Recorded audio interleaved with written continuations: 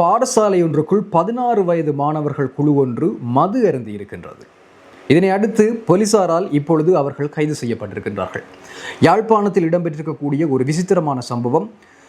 தங்கையினுடைய மோதிரத்தை அடகு வைத்து தன்னுடைய காதலிக்கு 16 வயது மாணவன் ஒருவன் ஐபோன் ஒன்றை வாங்கி பரிசளித்திருக்கின்றார்.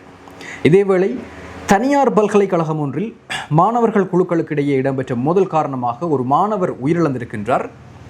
ஒரு பெண் மாணவிக்காக ஏற்பட்ட தகராறு காரணமாக இந்த உயிரிழப்பு நேர்ந்திருக்கின்றது. மேலதிக விவரங்களை பார்க்கலாம். நான் உமாசங்கர் ஆரூரன். என்னுடைய வலையொலி பக்கத்தை சப்ஸ்கிரைப் செய்யாது பார்த்து கொண்டிருப்பவர்கள் சப்ஸ்கிரைப் செய்து கொள்ளுங்கள். ஹல்துமுல்ல பகுதியில் இருக்கக்கூடிய முன்னணி பாடசாலை ஒன்றை சேர்ந்த 16 வயதுடைய மாணவர்கள் குழு ஒன்று பாடசாலை நேரத்தில் மதுபானம் அருந்திய சம்பவத்துக்காக நேற்றைய தினம் கைது செய்யப்பட்டிருக்கின்றார்கள். அவர்களில் ஒருவரின் உடல்நிலை மோசமடைந்திருப்பதால் ஹல்துமுல்ல மருத்துவமனைக்கு அவர் கொண்டு செல்லப்பட்டு பின்னர் தியத்தலாவை அடிப்படை மருத்துவமனைக்கு அவசர நிலையில் மாற்றப்பட்டார்.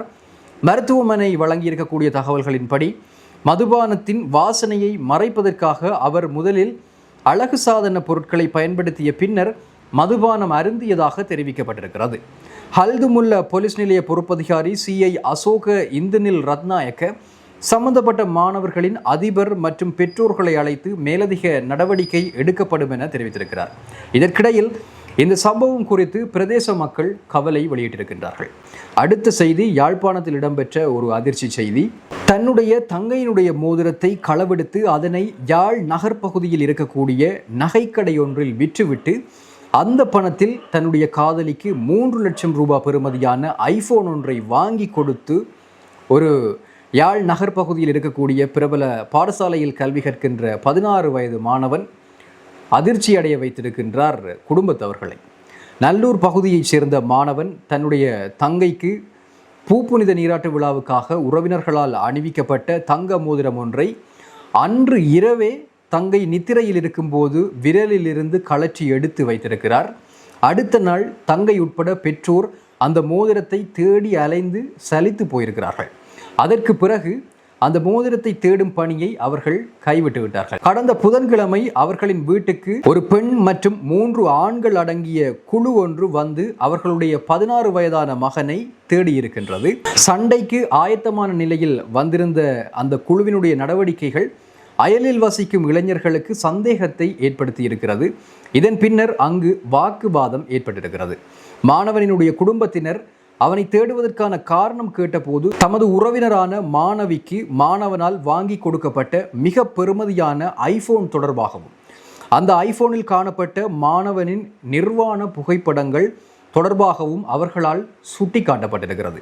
இதனை அடுத்து விளையாட்டு மைதானத்தில் நின்றிருந்த மாணவனை குடும்பத்தினர் அழைத்து வந்து விசாரணை செய்த போதுதான் தங்கையினுடைய மோதிரத்தை விற்று தன்னுடைய காதலிக்கு ஐபோன் வாங்கி கொடுத்த விடயம் வெளியாகி இருக்கின்றது. ஐபோன் வாங்கிய மாணவியும் ஐபோனை கொடுத்த மாணவனும் ஒரே தனியார் கல்வி நிலையத்தில் கற்று வந்ததாகவும் அதன் மூலமாகவே இருவருக்கும் தொடர்பு மற்றும் நெருக்கம் ஏற்பட்டதாகவும் தெரிய வந்திருக்கிறது.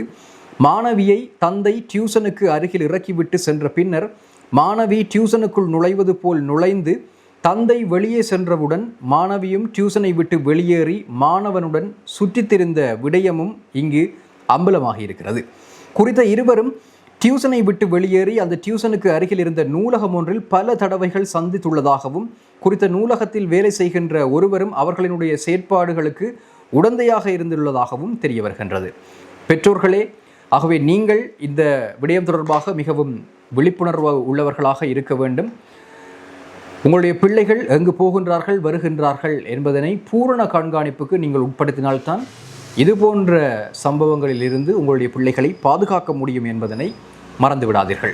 அடுத்த சம்பவம், ஹோமாகம பகுதியில் இருக்கக்கூடிய தனியார் பல்கலைக்கழகத்தினுடைய மாணவ குழுக்களுக்கிடையே ஏற்பட்ட மோதல் காரணமாக அதே பல்கலைக்கழகத்தை சேர்ந்த மாணவர் ஒருவர் உயிரிழந்திருக்கின்றார். இது தொடர்பாக சில தகவல்கள் வெளியாகி இருக்கின்றன.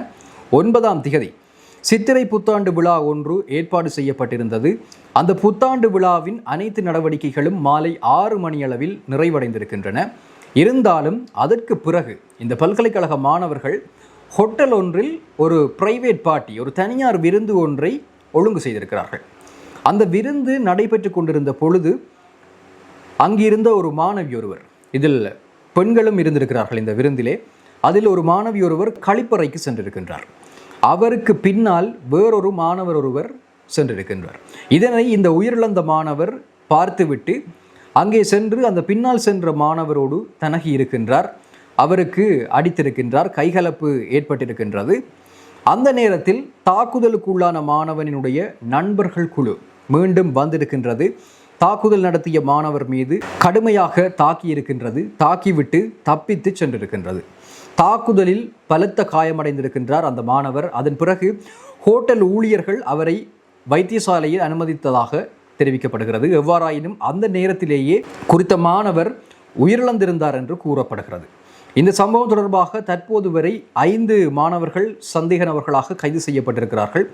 இவ்வாறு உயிரிழந்தவர் நிக்கதலு பொத்த வெள்ளவெவ பகுதியைச் சேர்ந்த 19 வயதுடைய இளைஞர் என்பது இப்பொழுது தெரிய வந்திருக்கின்றது. சம்பவம் தொடர்பாக ஹோமாகம போலீசார் மேலதிக விசாரணைகளை முன்னெடுத்துக் கொண்டிருக்கின்றார்கள். இந்த பல்கலைக்கழக மாணவன் உயிரிழந்த சம்பவம் தொடர்பாக சமூகத்திற்கு மறைமுகமாக விடுக்கப்பட்ட ஒரு எச்சரிக்கை ஒன்று இருக்கின்றது. இதில் இருக்கக்கூடிய சமூக ஆபத்தை பெற்றோர்கள் நீங்கள் புரிந்து கொள்ள வேண்டும். பெற்றோர்களாக இருப்பவர்கள் புரிந்து கொள்ள வேண்டும். கல்வி நிலையங்கள் அறிவு வளர்க்கும் இடமாக இருக்க வேண்டும். ஆனால் இவ்வாறு குழு தாக்குதல்கள் இடம்பெற்றால் சண்டை என்பது, அதாவது இப்படியான குழு மனநிலை, கும்பல் மனநிலை சாதாரணமானது என்கின்ற ஒரு நிலைமை எதிர்காலத்தில் வந்துவிடும். ஆகவே சிறு பிரச்சனைகளும் கடைசியில் உயிரிழப்பாக முடிவதற்கான ஆபத்துக்கள் அதிகமாக இருக்கின்றன. ஆகவே ஒரு வாஷ்ரூம் சம்பவம் போன்ற சிறிய விடயம் திடீரென்று கோபம் மற்றும் கும்பல் மனநிலை காரணமாக குழு ஆதரவு, அந்த மாணவர்களுடைய நண்பர்கள் வந்து அவரை குழுவாக தாக்கியிருக்கிறார்கள். ஆகவே இது கொலை என்கின்ற அளவுக்கு உயர்ந்திருக்கின்றது. ஆகவே கோப கட்டுப்பாடு இல்லாமை மற்றும் விவேகமற்ற முடிவெடுப்புகள் அதிகரித்திருப்பதை இந்த தற்போதைய இளைஞர் சமுதாயத்திற்கிடையே அதிகமாக பார்க்கக்கூடியதாக இருக்கின்றது. இதேவேளை ஒரு குழு சக்தி என்பது, ஒரு குழு முயற்சி என்பது இங்கு எப்படி தவறாக பயன்படுத்தப்பட்டிருக்கின்றது என்பதற்கு இது ஒரு சரியான உதாரணமாக அமைந்திருக்கின்றது. அத்தோடு இப்படியான சம்பவங்கள் பெண்களுடைய பாதுகாப்பு தொடர்பாகவும் கேள்விகளை எழுப்பியிருக்கின்றது. பெண்கள் மீதான தொந்தரவு மற்றும் அதை தடுக்க முயன்றவர்களினுடைய பாதுகாப்பு, இதுபோன்ற பிரச்சனைகளை எழுப்பியிருக்கின்றது. ஆகவே ஒரு அநியாயம் நடக்கின்ற பொழுது தட்டி கேட்க முடியாத ஒரு சூழ்நிலை தான் தற்போதைய காலகட்டங்களிலே நிலவுகின்றது என்பதனையும் குறிப்பில் எடுத்துக்கொள்ள வேண்டும். அடுத்தது மது மற்றும் இரவு கலாச்சாரம் எப்படி நார்மலைஸ்ட் பண்ணப்படுது பாருங்க, சர்வசாதாரணமாக்கப்படுகின்றது. இரவு சூழல் போன்றவை பல சமயங்களில் கட்டுப்பாடு இல்லாத ஒரு இடங்களாக இப்பொழுது மாறிக்கொண்டிருக்கின்றது. முந்தி இரவு என்றாலே ஒரு கட்டுப்பாட்டோடு வீடுகளுக்குள் தான் நாம் எல்லோரும் இருப்போம். ஆனால் தற்பொழுது இரவு என்பது ஒரு களியாட்டத்திற்குரிய விடயமாக தற்கால பிள்ளைகளிடையே இருப்பது உண்மையில் ஒரு அபாயகரமானது. அதனை சரியாக கண்காணிப்புக்கு உட்படுத்த வேண்டியது பெற்றோர்களுடைய பொறுப்பாக இருக்கின்றது. அடுத்தது சட்டத்தின் மீதான ஒரு பயக்குறைவு. எப்படி ஒரு மனிதரை கொல்லுகின்ற அளவுக்கு தாக்கி பின்னர் தப்பி செல்லுவது, எதுவும் ஆகாது, இதெல்லாம் சர்வசாதாரணம், இதிலிருந்தெல்லாம் வெளியில் வரலாம், எதுவும் ஆகாது என்கின்ற ஒரு மனப்பான்மை கூட இப்படியானவர்களுடைய மனங்களிலே இருக்கின்றது. ஆகவே இது உண்மையில் சமுதாயத்தினுடையதும் குறித்த பெற்றோர்களுடையதும் தோல்வியாகத்தான் பார்க்கப்பட வேண்டும். வீட்டிலே ஒழுக்கம் தொடர்பாக எப்படி நிலைமை இருக்கின்றது, உணர்ச்சியை எப்படி அவர்கள் கட்டுப்படுத்தி கொள்கின்றார்கள், அது தொடர்பாக அவர்களுக்கு பெற்றோர்கள் எப்படியான விடயங்களை சொல்லிக் கொடுக்கின்றார்கள், சமூக கட்டுப்பாடு அவர்கள் மீது எப்படி செயற்படுகிறது என்பது தொடர்பாக பலத்த கேள்விகளை இந்த சம்பவம் எழுப்பியிருக்கின்றது. ஆகவே வன்முறை, கோபக்கட்டுப்பாடு இல்லாமை, சட்டத்தை மதிக்காத மனநிலை, இவை மூன்றும் இந்த சம்பவத்திற்கு ஊடாக ஒரு மிகப்பெரிய எச்சரிக்கை மற்றும் அறைகூவலை இந்த சமுதாயத்திற்கு விடுத்திருக்கின்றது. இது தொடர்பான உங்களுடைய கருத்துக்களை பதிவு செய்யுங்கள். மற்றும் ஒரு காணொளியில் சந்திக்கலாம்.